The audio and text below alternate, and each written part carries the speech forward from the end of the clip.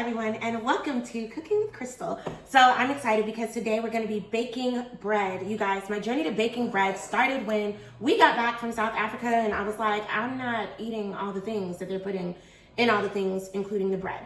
Bread is super simple to make. I am starting off with 1.5 cups of warm milk. You could definitely just use water if you wanted to, but I like to have my bread extra soft and gooey and chewy. And I'm gonna put about a tablespoon of honey in here. You could do sugar. I know sugar is cheaper, but we're actually fasting right now. No sugar. And I mean, in general, it's healthier to just not be eating all that sugar. So, you know, I'm giving that a little twirl with my stick. And now I'm going to add in my yeast. Sometimes I make my bread with sourdough. Sometimes I have a sourdough starter right here. Hey. Sometimes I make it with commercial yeast. Just depends on what I'm doing and what I'm trying to, do in my life. I'm gonna add in 2 teaspoons and a quarter of this commercial yeast. And then I'm going to give it a little twirl. I don't think you actually have to do this part, but I just be feeling like it needs to be mixed up. What are we doing if we're not mixing it up? But I don't know, technically they say you should mix it up. Now, when it comes to this warm milk, don't let it be too hot, or it's gonna kill the yeast. Don't let it be too cold, or it won't activate the yeast. Literally, that is gonna be the hardest part about the whole baking thing, but it's actually not that hard. Put it in the microwave for like a minute, a little under a minute, 45 seconds to a minute maybe, and it's gonna be perfectly fine. The goal temperature is like 105 degrees Fahrenheit. I don't know what that is in Celsius, but ultimately, that's what you're trying to do. So I'm gonna set this to the side and I'm gonna let it bloom. And while I'm letting it bloom, which basically means like puff up, froth up, this is just me proofing my yeast to make sure, I don't know, it's gonna rise, it's gonna do what it needs to do, it's not old, whatever. After that, I'm gonna start mixing my dry ingredients. Now, when I tell you, you can name everything that's going in the ingredients in this bread. Step 1, a little bit of that self-rising or all-purpose flour. I'm only going to put 1 cup of this because I like to use bread flour. Now, when it comes to the cup, something like a cup, as long as it's close. Really, you can do it in grams.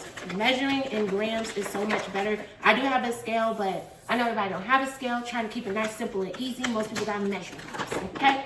So now I'm switching over to some bread flour. You want that bread flour because it has a higher protein count. It's gonna make it all nice and fluffy and amazing, incredible. So I'm gonna do 2 scoops of this. So now I'm gonna be at basically like 3 cups total. And you might be thinking like, oh, it's a little over, but see, when I leveled it off a little bit, kind of worked itself out. And it's fine. If it's a little bit more, a little bit less, it'll work itself out because ultimately the exact amount, when you look on bread recipes, it's gonna tell you like, oh, 3 to 4 cups, oh, 6 to 7.5 cups, and it's like that because the temperature of the room, like the elevation, all of these things are a factor when it comes to making bread, which is actually super cool. So after that, I'm gonna put in a little salt, not too much, just a little razzle dazzle, so your bread don't be tasting bland. Nobody likes that. Then I'm gonna get something to mix it up. Hold on. You have a stand mixer, your whole life is about to be easier, but I don't have no stand mixer right now yet. So I do all of my prep by hand, but it's fine because then I get a really good understanding and feel for how the bread should feel. So I'm just lightly mixing it. I'm not gonna use a whisk because once we start making our dough, a whisk will be very problematic, I promise, trust me. But yeah, so those are my dry ingredients. Let me put those away. I like to keep my counter nice and clear. You can see this is already starting to foam. So this is the regular milk. There's a little honey down there. Don't worry about that. The honey is literally just to help activate the yeast. So you can use sugar or honey, like I said. But you see that yeast is starting to bubble. That means it's going to do what it's supposed to do, okay? So put that right there. Let it keep doing what it's doing.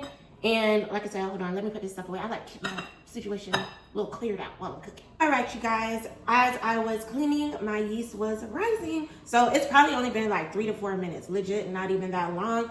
But this is really, again, just to make sure your yeast is gonna work the way it's supposed to. So now I'm gonna go ahead and I'm gonna add this yeast mixture into my flour. That has the salt or whatever in it. Hold on.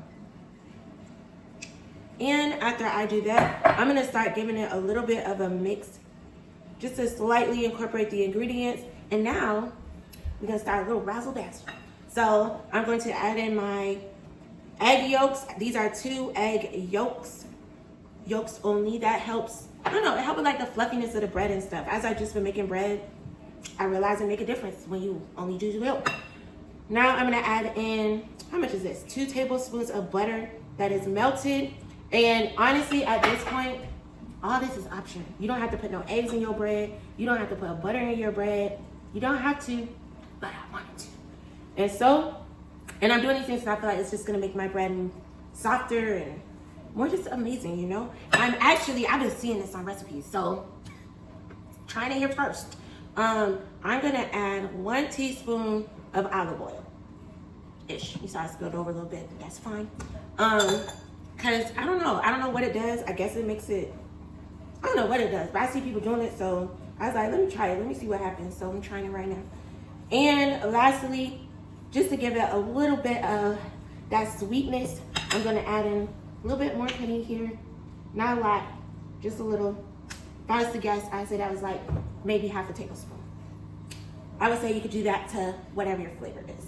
Now, because I don't have a mixer, I'm just gonna start kind of pre-kneading this bread in this bowl before I put it out on the counter. I am anticipating it will be pretty sticky because I want it to be a light and fluffy bread. This is what the consistency looks like right now. It's quite, you know, just sticky.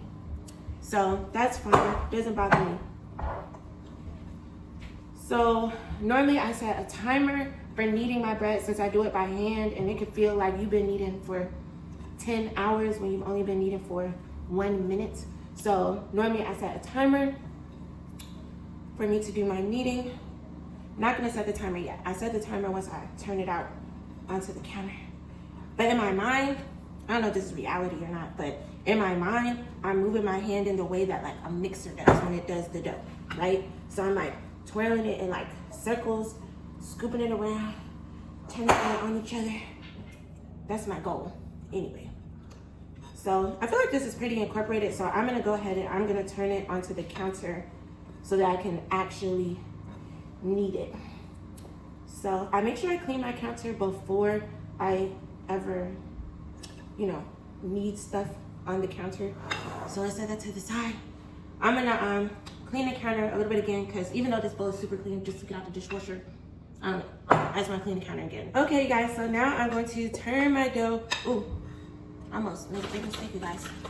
Want to put a little bit of flour onto this counter because you don't want your dough to like get real stuck on there. So put in a little flour. Okay. Now, gonna put my dough onto the counter. And the purpose in kneading the dough is just to make sure the gluten develops properly, so your dough rises like it should in the oven. All right, so now we're starting the kneading process. I can already tell I'm definitely gonna need to add a little more flour here because this is quite sticky, but you always want to knead it just a little bit before you jump into the adding more flour bucket, because you don't want to make your bread tough like for no reason, change what you want that light and fluffy texture to be. But because I have been dealing with the dough lately, I know this is too sticky. It's not gonna come together the way I want it to, even if I keep kneading it. So I'm gonna go ahead and I'm gonna get some flour. And this is where that whole 3 to 4 cups conversation comes in, or 6 to 7 cups. Like, this is the variation. And even how many cups of flour you need on like a winter day versus a summer day versus a spring day, like it could vary. But you're really just looking to get your dough to come together until it is a smooth ball. So at the end, I'll be able to let you guys know how much flour exactly I ended up adding. But I won't know until like the end. Exactly. But yeah, let's keep kneading. All right, you guys, so it has been about 10 minutes. And I say about because I was kneading it and then I didn't start the timer yet. And so anyways, it's been about 10 minutes now, but I can tell that my dough is pretty much getting to be ready to just be proofed or rise. And so I know that because you see it's not this like sticky mess anymore. I ended up adding about 3 cups of flour, 3/4 of a cup of flour. So almost 1 cup, but not quite, 3/4. And I also know it's ready because it's in just like a nice smooth type of ball.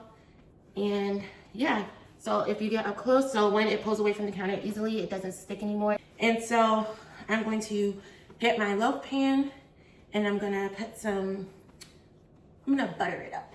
Put some butter inside and then I'm gonna let it proof. So let me do that. Just making sure it's like nice and ready. That gluten's nice and developed. Because if it's not developed, your bread's not gonna rise. That's literally what that means. And so when I knead, you'll see I'm like pushing my elbow into it, pushing it like away. That's how you knead your bread, right? So boom, it's there, it's done, it's ready. All right, you guys, so I ended up just deciding to go with olive oil. I just poured some olive oil in the pan and now I'm just like putting it around it or whatever. And to put my bread inside, I'm gonna just like roll it up a little bit. So I'm flattening it a little. Then I'm gonna just like roll it up into like a log and then seam side down, put it in the pan. That's all there is to it. And so now it's just in there like this. Okay, you guys, so as you can see, our bread has risen so nicely. I want to say I let this rise for about, Alexa, what time is it? The time is 12:18. So I would say like an hour and a half, basically. And one of the ways that you can check to make sure your dough is properly proofed is you can poke it, see if it comes back. It's springing back, but not too fast. That means it's perfect. And so I preheated my oven while I was letting my dough rise to 350 degrees. So I'm gonna pop this in the oven and then we'll be back with some bread in like 30 minutes, okay? So first of all, check out the rise on this bread. Oh my gosh, y'all. So let's stick it, make sure it's done. Boom, clean stick, that means it's done. Look at this. Ah, so nice. Gonna let you guys see it. I'm gonna brush some butter on top of it and then gonna let it cool and that'll be our bread. So it's really simple, really easy, homemade bread.